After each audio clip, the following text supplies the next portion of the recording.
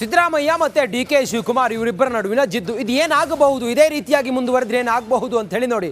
ಒಂದು ಕಡೆಯಲ್ಲಿ ಸಿಎಂ ಸಿದ್ದರಾಮಯ್ಯ ಅವರ ಬಣದಿಂದ ನಿನ್ನೆ ಆಗಿರುವಂಥ ಡಿನ್ನರ್ ಮೀಟಿಂಗ್, ಇವತ್ತು ಚಲುವರಾಯಸ್ವಾಮಿ ಅವರ ಮನೆಯಲ್ಲಿ ಒಕ್ಕಲಿಗ ಮೀಟಿಂಗ್. ಸಿದ್ದರಾಮಯ್ಯ ಬಣ ಮತ್ತು ಡಿ ಕೆ ಶಿವಕುಮಾರ್ ಅವರ ಬಣ. ಇಲ್ಲಿ ಸಿದ್ದರಾಮಯ್ಯ ಆ ಕಡೆ ಚಲುವರಾಯಸ್ವಾಮಿಯವರು ಒಕ್ಕಲಿಗರ ಮೀಟಿಂಗನ್ನು ಮಾಡ್ತಾ ಇದ್ದಾರೆ. ಆ ಮೂಲಕ ಒಕ್ಕಲಿಗರ ಶಕ್ತಿ ಸಾಮರ್ಥ್ಯವನ್ನು ಅಥವಾ ಶಕ್ತಿ ಪ್ರದರ್ಶನ ಅನ್ನೋ ರೀತಿಯಲ್ಲಿ ಈ ಮೀಟಿಂಗ್ ಕಾಣಿಸ್ತಾ ಇದೆ ನೋಡಿ. ನೆಕ್ಸ್ಟ್ ನಾವು ಗಮನಿಸಿದರೆ ಸಿದ್ದರಾಮಯ್ಯ ಅಂತ ಹೇಳಿದರೆ ಅಲ್ಪಸಂಖ್ಯಾತ ನಾಯಕ ಅನ್ನೋದು ಅದು ಜಗಜ್ಜನಿತವಾಗಿರುವಂಥ ವಿಚಾರ. ಸಿದ್ದರಾಮಯ್ಯ ಅಹಿಂದ ನಾಯಕ, ಅಲ್ಪಸಂಖ್ಯಾತ, ಹಿಂದುಳಿದ ವರ್ಗ, ದಲಿತರು ಸಿದ್ದರಾಮಯ್ಯನವರು ಬೆನ್ನಿಗಿದ್ದಾರೆ. ಇತ್ತ ಡಿ ಕೆ ಶಿವಕುಮಾರ್ ಅವ್ರ ಬೆನ್ನಿಗೆ ಇಡೀ ಒಕ್ಕಲಿಗ ಸಮುದಾಯ. ಕಳೆದ ಚುನಾವಣೆಯಲ್ಲಿ ಡಿ ಕೆ ಶಿವಕುಮಾರ್ ಅವರು ಕಾಂಗ್ರೆಸ್ ಗೆದ್ದರೆ ಮುಖ್ಯಮಂತ್ರಿ ಆಗ್ತಾರೆ ಅನ್ನೋ ಕಾರಣ ಇಡೀ ಒಕ್ಕಲಿಗ ಸಮುದಾಯ JDS ಅನ್ನು ಕಡೆಗಣಿಸಿ ಡಿ ಕೆ ಶಿವಕುಮಾರ್ ಅವರ ಜೊತೆಗೆ ನಿಂತ್ಕೊಂಡು ಕಾಂಗ್ರೆಸ್ ದೊಡ್ಡ ಮಟ್ಟದಲ್ಲಿ ಒಂದು ಗೆಲುವನ್ನು ಸಾಧಿಸ್ತು. ಅದೆಲ್ಲವೂ ಕೂಡ ನಮ್ಮ ಕಣ್ಮುಂದಿರುವಂಥ ವಿಚಾರ. ಇನ್ನು ಇದು ಕೂಡ ಒಂದು ಕಡೆಯಲ್ಲಿ ಅಹಿಂದ ನಾಯಕ, ಮತ್ತೊಂದು ಕಡೆಯಲ್ಲಿ ಒಕ್ಕಲಿಗ ನಾಯಕ ಅನ್ನೋ ವಿಚಾರ. ಹೈಕಮಾಂಡ್ ಮಟ್ಟದಲ್ಲಿ ಸಿದ್ದರಾಮಯ್ಯನವರಿಗೆ ವರ್ಚಸ್ಸಿದೆ. ಸಿದ್ದರಾಮಯ್ಯನವ್ರನ್ನ ಮತ್ತೊಮ್ಮೆ ಮುಖ್ಯಮಂತ್ರಿ ಮಾಡ್ತಾರೆ ಅಂತ ಹೇಳಿದರೆ ಅದಕ್ಕೆ ನೇರ ಹೈಕಮಾಂಡ್ ಮಟ್ಟದಲ್ಲಿ ಸೋನಿಯಾ ಗಾಂಧಿಯವರ ಆಪ್ತರು ಮತ್ತು ಹೈಕಮಾಂಡ್ ಮಟ್ಟದಲ್ಲಿ ಸಿದ್ದರಾಮಯ್ಯನವರಿಗೆ ವರ್ಚಸ್ಸಿದೆ.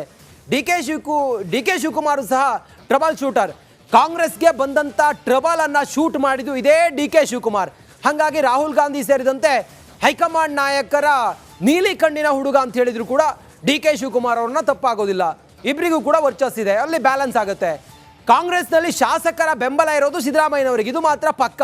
ಸಿದ್ದರಾಮಯ್ಯ ಓಕೆ ಅಂತ ಹೇಳಿದರೆ ಕಾಂಗ್ರೆಸ್ನ ಎಲ್ಲ ಶಾಸಕರು ಕೂಡ ಅವ್ರ ಜೊತೆಗೆ ನಿಂತ್ಕೋತಾರೆ.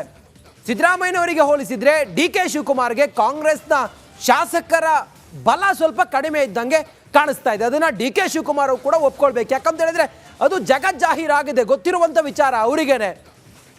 ಬಣ ಹೊಡೆದ್ರೆ ಕಾಂಗ್ರೆಸ್ ಸರ್ಕಾರ ಖತಮ್ ಆಗುತ್ತೆ ಖಂಡಿತವಾಗ್ಲೂ ಕೂಡ. ಒಂದು ವೇಳೆ ಡಿ ಕೆ ಶಿವಕುಮಾರನ್ನ ಮುಖ್ಯಮಂತ್ರಿ ಮಾಡ್ತೀವಿ ಅಂತೇಳಿ ಹೈಕಮಾಂಡ್ ಹೇಳೋದೇ ಆದರೆ ಸಿದ್ದರಾಮಯ್ಯ ಅವರ ಬಣ ಈಗೇನೀಗ ರಹಸ್ಯ ಮೀಟಿಂಗು, ಡಿನ್ನರ್ ಮೀಟಿಂಗು ಅಂತೇಳಿ ಏನು ಮಾಡ್ತಾ ಇದ್ದಾರೆ, ಆ ಬಣ ಏನಾದರೂ ಹೊರಗಡೆ ಬಂತು ಅಂಥೇಳಿ ಆದರೆ ಕಾಂಗ್ರೆಸ್ ಸರ್ಕಾರ ಸಂಪೂರ್ಣ ಬಹುಮತದೊಂದಿಗೆ ನಾವು ಅಧಿಕಾರಕ್ಕೆ ಬಂದಿದ್ದೀವಿ ಅಂತೇಳಿ ಹೇಳುವಂಥ ಈ ಸರ್ಕಾರ ಖತಮ್ ಆಗೋದು ಗ್ಯಾರಂಟಿ.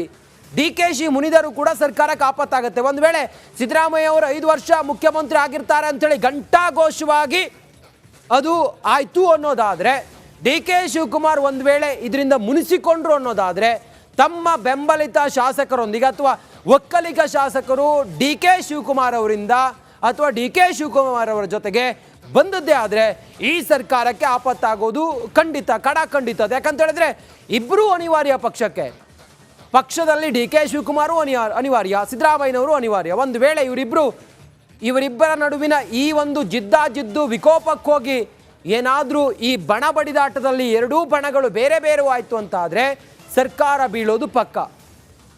BJP ಜೊತೆಗೆ ಸೇರಿಕೊಂಡು ಸರ್ಕಾರ ಮಾಡುವಂಥ ಸಾಧ್ಯತೆಗಳಿದ್ದಾವೆ. ಪಾಸಿಬಿಲಿಟೀಸನ್ನು ನಾವು ಮಾತಾಡ್ತಿದ್ವಿ.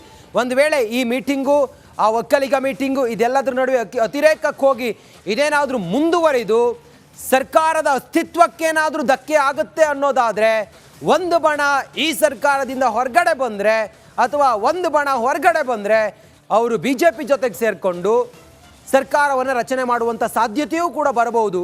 BJP ಜೊತೆಗೂ ಕೂಡ ಉತ್ತಮ ಬಾಂಧವ್ಯ, ಎರಡೂ ಬಣದ ಶಾಸಕರು BJP ಜೊತೆಗೆ ಉತ್ತಮವಾದ ಬಾಂಧವ್ಯ, ಒಳ್ಳೆ ಸಂಬಂಧ ಇಟ್ಕೊಂಡಿದ್ದಾರೆ. ಹಾಗಾಗಿ ಬಹುಶಃ ಇಂಥದ್ದು ಆಗಬಹುದು. ಇದೇ ರೀತಿಯಾಗಿ ಈ ಪಾಲಿಟಿಕ್ಸ್ನಲ್ಲಿ ಕಾಂಗ್ರೆಸ್ ಪಾಳ್ಯದಲ್ಲಿ ಬಣ ಬಡಿದಾಟ ಇದೆಯಲ್ಲ, ಈ ರಾಜಕಾರಣದಲ್ಲಿ ಕಾಂಗ್ರೆಸ್ ಪಾಳ್ಯದಲ್ಲಿ ನಡೀತಿರುವಂಥ ಈ ಪಾಲಿಟಿಕ್ಸ್ ಮುಂದುವರಿತು ಅನ್ನೋದಾದರೆ ಹಿಂಗಾಗುವಂಥ ಸಾಧ್ಯತೆಗಳಿರುತ್ತೆ. ಮುಂದುವರೆದು ನಾವು ನೋಡ್ತಾ ಹೋದ ಸಿದ್ದರಾಮಯ್ಯ ಮತ್ತು ಡಿ ಕೆ ಶಿವಕುಮಾರ್ ಇವರಿಬ್ಬರ ನಡುವಿನ ಜಿದ್ದು ಇದು ಏನಾಗಬಹುದು, ಇದೇ ರೀತಿಯಾಗಿ ಮುಂದುವರೆದ್ರೆ ಏನಾಗಬಹುದು ಅಂತ ಹೇಳಿ ನೋಡಿ. ಒಂದು ಕಡೆಯಲ್ಲಿ ಸಿಎಂ ಸಿದ್ದರಾಮಯ್ಯ ಅವರ ಬಣದಿಂದ ನಿನ್ನೆ ಆಗಿರುವಂಥ ಡಿನ್ನರ್ ಮೀಟಿಂಗ್, ಇವತ್ತು ಚಲುವರಾಯಸ್ವಾಮಿ ಅವರ ಮನೆಯಲ್ಲಿ ಒಕ್ಕಲಿಗ ಮೀಟಿಂಗ್. ಸಿದ್ದರಾಮಯ್ಯ ಬಣ ಮತ್ತು ಡಿ ಕೆ ಶಿವಕುಮಾರ್ ಅವರ ಬಣ. ಇಲ್ಲಿ ಸಿದ್ದರಾಮಯ್ಯ ಆ ಕಡೆ ಚಲುವರಾಯಸ್ವಾಮಿಯವರು ಒಕ್ಕಲಿಗರ ಮೀಟಿಂಗನ್ನು ಮಾಡ್ತಾ ಇದ್ದಾರೆ. ಆ ಮೂಲಕ ಒಕ್ಕಲಿಗರ ಶಕ್ತಿ ಸಾಮರ್ಥ್ಯವನ್ನು ಅಥವಾ ಶಕ್ತಿ ಪ್ರದರ್ಶನ ಅನ್ನೋ ರೀತಿಯಲ್ಲಿ ಈ ಮೀಟಿಂಗ್ ಕಾಣಿಸ್ತಾ ಇದೆ ನೋಡಿ. ನೆಕ್ಸ್ಟ್ ನಾವು ಗಮನಿಸಿದರೆ ಸಿದ್ದರಾಮಯ್ಯ ಅಂತ ಹೇಳಿದರೆ ಅಲ್ಪಸಂಖ್ಯಾತ ನಾಯಕ ಅನ್ನೋದು ಅದು ಜಗಜ್ಜನಿತವಾಗಿರುವಂಥ ವಿಚಾರ.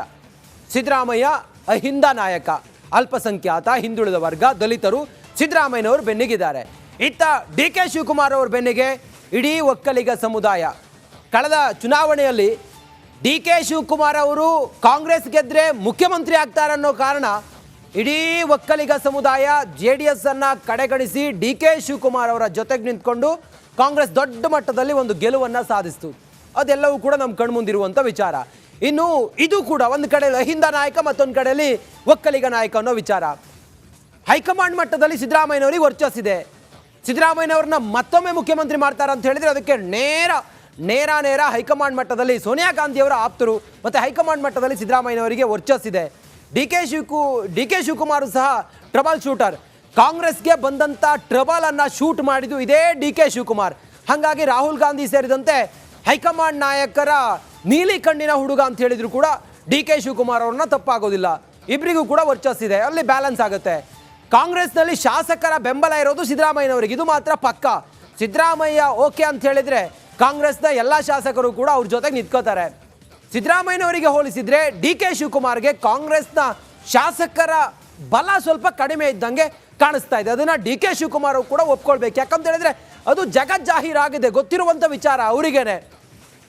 ಬಣ ಹೊಡೆದ್ರೆ ಕಾಂಗ್ರೆಸ್ ಸರ್ಕಾರ ಖತಮ್ ಆಗುತ್ತೆ ಖಂಡಿತವಾಗ್ಲೂ ಕೂಡ. ಒಂದು ವೇಳೆ ಡಿ ಕೆ ಶಿವಕುಮಾರನ್ನ ಮುಖ್ಯಮಂತ್ರಿ ಮಾಡ್ತೀವಿ ಅಂತೇಳಿ ಹೈಕಮಾಂಡ್ ಹೇಳದೆ ಆದರೆ ಸಿದ್ದರಾಮಯ್ಯ ಅವರ ಬಣ ಈಗ ರಹಸ್ಯ ಮೀಟಿಂಗು, ಡಿನ್ನರ್ ಮೀಟಿಂಗು ಅಂತೇಳಿ ಏನು ಮಾಡ್ತಾ ಇದ್ದಾರೆ, ಆ ಬಣ ಏನಾದರೂ ಹೊರಗಡೆ ಬಂತು ಅಂಥೇಳಿ ಆದರೆ ಕಾಂಗ್ರೆಸ್ ಸರ್ಕಾರ ಸಂಪೂರ್ಣ ಬಹುಮತದೊಂದಿಗೆ ನಾವು ಅಧಿಕಾರಕ್ಕೆ ಬಂದಿದ್ದೀವಿ ಅಂತೇಳಿ ಹೇಳುವಂಥ ಈ ಸರ್ಕಾರ ಖತಮ್ ಆಗೋದು ಗ್ಯಾರಂಟಿ. ಡಿ ಕೆ ಶಿ ಮುನಿದರು ಕೂಡ ಸರ್ಕಾರಕ್ಕೆ ಆಪತ್ತಾಗುತ್ತೆ. ಒಂದು ವೇಳೆ ಸಿದ್ದರಾಮಯ್ಯ ಅವರು 5 ವರ್ಷ ಮುಖ್ಯಮಂತ್ರಿ ಆಗಿರ್ತಾರೆ ಅಂತೇಳಿ ಘಂಟಾಘೋಷವಾಗಿ ಅದು ಆಯಿತು ಅನ್ನೋದಾದರೆ, ಡಿ ಕೆ ಶಿವಕುಮಾರ್ ಒಂದು ವೇಳೆ ಇದರಿಂದ ಮುನಿಸಿಕೊಂಡ್ರು ಅನ್ನೋದಾದರೆ ತಮ್ಮ ಬೆಂಬಲಿತ ಶಾಸಕರೊಂದಿಗೆ ಅಥವಾ ಒಕ್ಕಲಿಗ ಶಾಸಕರು ಡಿ ಕೆ ಶಿವಕುಮಾರ್ ಅವರಿಂದ ಅಥವಾ ಡಿ ಕೆ ಶಿವಕುಮಾರ್ ಅವರ ಜೊತೆಗೆ ಬಂದದ್ದೇ ಆದರೆ ಈ ಸರ್ಕಾರಕ್ಕೆ ಆಪತ್ತಾಗೋದು ಖಂಡಿತ, ಖಂಡಿತ. ಯಾಕಂತ ಹೇಳಿದ್ರೆ ಇಬ್ಬರೂ ಅನಿವಾರ್ಯ ಪಕ್ಷಕ್ಕೆ. ಪಕ್ಷದಲ್ಲಿ ಡಿ ಕೆ ಶಿವಕುಮಾರು ಅನಿವಾರ್ಯ, ಸಿದ್ದರಾಮಯ್ಯನವರು ಅನಿವಾರ್ಯ. ಒಂದು ವೇಳೆ ಇವರಿಬ್ಬರ ನಡುವಿನ ಈ ಒಂದು ಜಿದ್ದು ವಿಕೋಪಕ್ಕೆ ಹೋಗಿ ಏನಾದರೂ ಈ ಬಣ ಬಡಿದಾಟದಲ್ಲಿ ಎರಡೂ ಬಣಗಳು ಬೇರೆ ಆಯಿತು ಅಂತ ಆದರೆ ಸರ್ಕಾರ ಬೀಳೋದು ಪಕ್ಕ. BJP ಜೊತೆಗೆ ಸೇರಿಕೊಂಡು ಸರ್ಕಾರ ಮಾಡುವಂಥ ಸಾಧ್ಯತೆಗಳಿದ್ದಾವೆ. ಪಾಸಿಬಿಲಿಟೀಸನ್ನು ನಾವು ಮಾತಾಡ್ತಿದ್ವಿ. ಒಂದು ವೇಳೆ ಈ ಮೀಟಿಂಗು, ಆ ಒಕ್ಕಲಿಗ ಮೀಟಿಂಗು ಇದೆಲ್ಲದರ ನಡುವೆ ಅತಿರೇಕಕ್ಕೆ ಹೋಗಿ ಇದೇನಾದರೂ ಮುಂದುವರಿದು ಸರ್ಕಾರದ ಅಸ್ತಿತ್ವಕ್ಕೇನಾದರೂ ಧಕ್ಕೆ ಆಗುತ್ತೆ ಅನ್ನೋದಾದರೆ, ಒಂದು ಬಣ ಈ ಸರ್ಕಾರದಿಂದ ಹೊರಗಡೆ ಬಂದರೆ ಅಥವಾ ಒಂದು ಬಣ ಹೊರಗಡೆ ಬಂದರೆ ಅವರು BJP ಜೊತೆಗೆ ಸೇರಿಕೊಂಡು ಸರ್ಕಾರವನ್ನು ರಚನೆ ಮಾಡುವಂಥ ಸಾಧ್ಯತೆಯೂ ಕೂಡ ಬರಬಹುದು. BJP ಜೊತೆಗೂ ಕೂಡ ಉತ್ತಮ ಬಾಂಧವ್ಯ, ಎರಡೂ ಬಣದ ಶಾಸಕರು BJP ಜೊತೆಗೆ ಉತ್ತಮವಾದ ಬಾಂಧವ್ಯ, ಒಳ್ಳೆ ಸಂಬಂಧ ಇಟ್ಕೊಂಡಿದ್ದಾರೆ. ಹಾಗಾಗಿ ಬಹುಶಃ ಇಂಥದ್ದು ಆಗಬಹುದು. ಇದೇ ರೀತಿಯಾಗಿ ಈ ಪಾಲಿಟಿಕ್ಸ್ನಲ್ಲಿ ಕಾಂಗ್ರೆಸ್ ಪಾಳ್ಯದಲ್ಲಿ ಬಣ ಬಡಿದಾಟ ಇದೆಯಲ್ಲ, ಈ ರಾಜಕಾರಣದಲ್ಲಿ ಕಾಂಗ್ರೆಸ್ ಪಾಳ್ಯದಲ್ಲಿ ನಡೀತಿರುವಂಥ ಈ ಪಾಲಿಟಿಕ್ಸ್ ಮುಂದುವರಿತು ಅನ್ನೋದಾದರೆ ಹಿಂಗಾಗುವಂಥ ಸಾಧ್ಯತೆಗಳಿರುತ್ತೆ. ಮುಂದುವರೆದು ನಾವು ನೋಡ್ತಾ